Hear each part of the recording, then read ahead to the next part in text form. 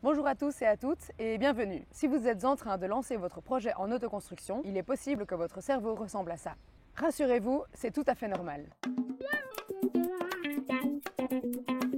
Il n'y a pas un seul des autoconstructeurs que j'ai pu accompagner qui n'ait pas eu ce ressenti au début de son parcours.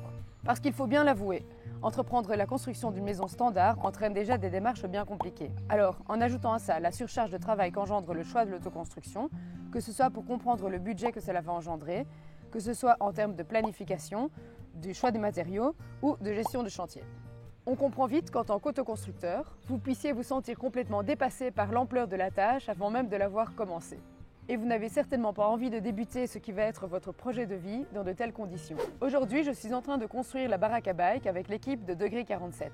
Si vous ne connaissez pas le concept, je vais vous l'expliquer dans le détail dans un instant. Mais laissez-moi d'abord vous dire pourquoi en tant qu'autoconstructeur, ce qui va suivre vous intéresse.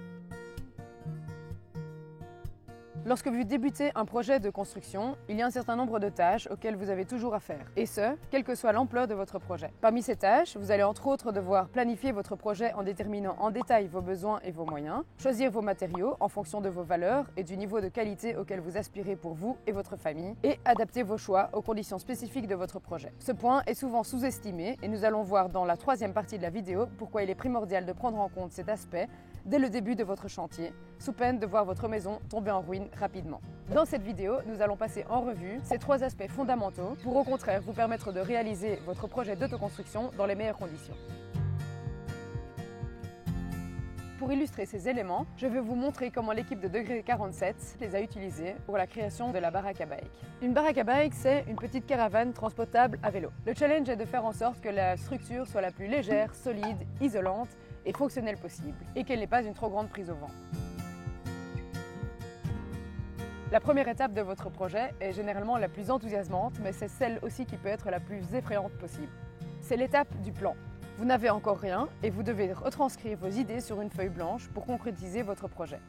Cette étape est primordiale parce que c'est elle qui va définir les qualités des espaces. Si vous ratez la conception de votre habitat, même avec une bonne mise en œuvre, vous n'obtiendrez jamais un confort de vie tel que désiré. Par exemple, une baie mal dimensionnée orientée plein sud, c'est une chaleur infernale que vous vous infligez durant les mois d'été. Une mauvaise réflexion sur la position des pièces de vie par rapport au cycle du soleil et à votre mode de vie, c'est ne pas profiter de la lumière naturelle à son plein potentiel pendant le déroulement de la journée. C'est par exemple avoir froid dans votre cuisine au moment même où le soleil baigne dans votre chambre. Une erreur que je vois souvent chez les personnes que j'accompagne, c'est de ne pas prendre en compte le temps d'usage de chaque espace et de mal les dimensionner par rapport au temps qu'elles passent dedans. L'erreur la plus commune est de faire une salle de bain immense au détriment d'une pièce de vie qui perd en qualité. Lorsque vous allez vous poser pour réfléchir à vos usages, vous allez vite vous rendre compte que vous passez généralement moins d'1 heure par jour dans votre salle de bain et pas loin de 5 heures dans votre séjour. Il est alors logique de donner un maximum d'espace au séjour et d'optimiser celui de la salle de bain à quelque chose de très fonctionnel et qui peut être chauffé rapidement. En plus de la planification des espaces, il y a un point fondamental à prendre en compte, celui du budget.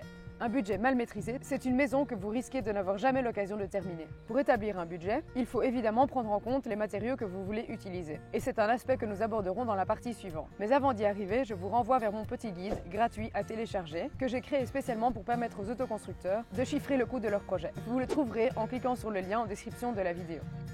Pour réaliser la baraque à bike, on s'est inspiré des exemples largement publiés par des constructeurs amateurs et publiés sur Internet. On a réfléchi à différentes formes pour évaluer laquelle serait la plus efficace. On a opté pour un modèle avec une porte qui s'ouvrait par le haut à l'arrière pour permettre de s'abriter tout en restant dehors pour cuisiner par exemple. On a opté pour un toit incliné plutôt que plat afin de faire en sorte que la pluie ne stagne pas et puisse s'écouler. Concernant les dimensions de la remorque, on a dû prendre en compte différents éléments. Donc, par exemple, pour la largeur de la baraque à bike, on a calculé 1 mètre, car en fait on est contraint par le code de la route à ce mètre-là. Et pour ce qui est de la longueur, on est sur 2 mètres, donc on a calculé par rapport à la taille d'un lit, et donc elle fera 2 mètres sur 1 mètre. Une fois que vous avez planifié votre projet dans les grandes lignes, il convient d'en définir les matériaux. Cet élément est fondamental puisqu'en tant qu'autoconstructeur, vous voulez créer une maison qui soit à votre image, c'est-à-dire respectueuse de l'environnement. Et en plus de préserver la planète, vous avez certainement envie de construire une maison qui présente une atmosphère saine pour vous et votre famille. Pour cela, il va falloir se tourner vers des matériaux biosourcés, locaux et de récupération. Il existe une tonne d'alternatives sur le marché et mon meilleur conseil à ce sujet est de chercher d'abord dans les ressources locales qui nécessitent peu d'énergie à être acheminées jusqu'au lieu de votre chantier. Vous Vous pouvez également choisir vos matériaux en fonction de leur performance énergétique, de leur facilité de mise en œuvre et de leur coût. Le plus important à cette étape est de faire quelque chose en accord avec vos capacités et vos valeurs. Ne partez pas sur quelque chose d'extrêmement compliqué si vous avez peu de temps et peu d'expérience. Le choix des matériaux est quelque chose de tout à fait personnel et le plus important est de choisir quelque chose qui vous convient à vous et pas forcément à votre voisin. C'est une réflexion que je vous invite à faire de votre côté et n'hésitez pas à m'envoyer un mail si vous avez besoin de vous faire guider. J'ai par exemple accompagné un chantier où les autoconstructeurs avaient choisi de construire leur maison avec des briques venant d'un artisan de la région. Ils ont choisi un artisan local pour faire les briques. Ce qui a séduit les habitants, c'est le discours de l'artisan qui disait qu'il touchait au moins chaque brique au moins 3 fois dans ses mains. Donc voilà, ça les a séduits, ça les a convaincus de choisir cet artisan pour leur maison. Les constructeurs ont décidé de faire ce choix pour un matériau de qualité, faisant participer un commerce local et donnant un charme particulier à la maison. Pour la baraque à bike, voilà comment on a procédé. On a prêté une attention particulière au fait de donner une seconde vie à des matériaux destinés à être jetés. On a donc contacté plusieurs entreprises pour récupérer un maximum de matériaux. Ça nous a permis de découvrir que par exemple, le Forex était un matériau produit en grande quantité pour des panneaux publicitaires, mais n'est pas du tout valorisé. Les imprimeurs jettent de grandes quantités de chutes régulièrement. Dans notre cas, il s'agissait d'un matériau optimal puisque c'est léger, c'est facilement maniable lors de la construction et ça ne craint pas l'eau. La troisième étape, c'est celle du test sur place, in situ, le prototype. Il va falloir, si vous voulez éviter les catastrophes, toujours tester les matériaux et les mélanges qu'on vous propose sur le lieu même de votre chantier. Prenons par exemple le sol en terre. Vous allez trouver sur internet ou dans des livres spécialisés des tonnes de recettes et d'exemples de mélanges différents, tout aussi bons les uns que les autres. Mais comment savoir lequel est adapté à votre cas? Il n'y a qu'un seul moyen de le savoir, c'est de créer des prototypes avant de passer à la mise en œuvre générale. Chaque terre possède des propriétés différentes et vous devez vous assurer de trouver le bon mélange pour votre recette, sous peine de voir, par exemple, votre sol se rétracter, fissurer et se décoller du support, sous l'effet du retrait de l'argile au séchage. Si vous n'avez pas anticipé ce phénomène au préalable et que vous réalisez tout votre sol avec un mélange mal adapté, vous prenez le risque d'avoir à détruire et tout recommencer, ce qui, avouons-le, n'est pas vraiment optimal, surtout en autoconstruction, où le manque de temps est un des facteurs d'échec les plus fréquents. En plus de la perte de temps et d'énergie, vous y perdez en matériaux et donc en argent. Pour la baraque à bike, voici les tests que nous avons réalisés avant de procéder à la construction. D'abord, nous avions un principal objectif à résoudre. C'était de faire en sorte que le poids ne dépasse pas les 80 kg, car c'était une des normes qu'on ne devait vraiment pas dépasser. Et donc on a essayé de réduire au maximum le poids des matériaux qu'on avait. Donc par exemple, on a essayé de calculer la masse de chaque matériau en les mesurant, en les pesant, pour essayer de minimiser un maximum le poids. C'était une tâche assez difficile, car au début, en fait, on pensait mettre 2 couches de Forex de part et d'autre du mur, comme on peut le voir sur ce prototype.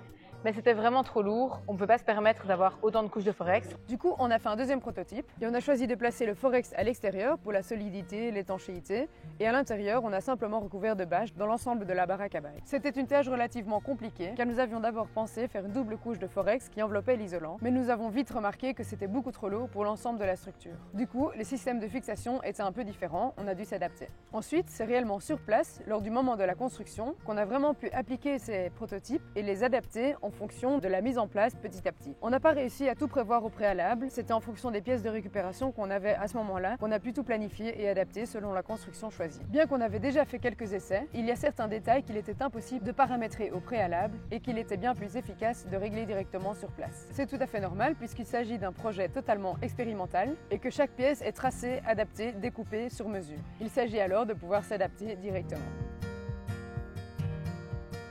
Pour finir, que ce soit pour dessiner la structure de votre nouvelle construction ou pour une baraque à bike, l'important c'est d'être vigilant à chaque phase du projet. Les 3 étapes que nous venons de voir ne sont pas exhaustives, mais il est primordial, pour maîtriser son projet, de porter l'attention à chacune d'entre elles. Donc voici le récapitulatif des 3 étapes que nous avons vues dans la vidéo. Point 1, dessinez les formes de votre projet, créez les plans. C'est l'étape qui va déterminer la qualité de votre espace et qui ne doit en aucun cas être délaissée. À ce stade, amusez-vous. Prévoyez différents scénarios pour finalement choisir celui qui va vous permettre de dessiner la maison de vos rêves.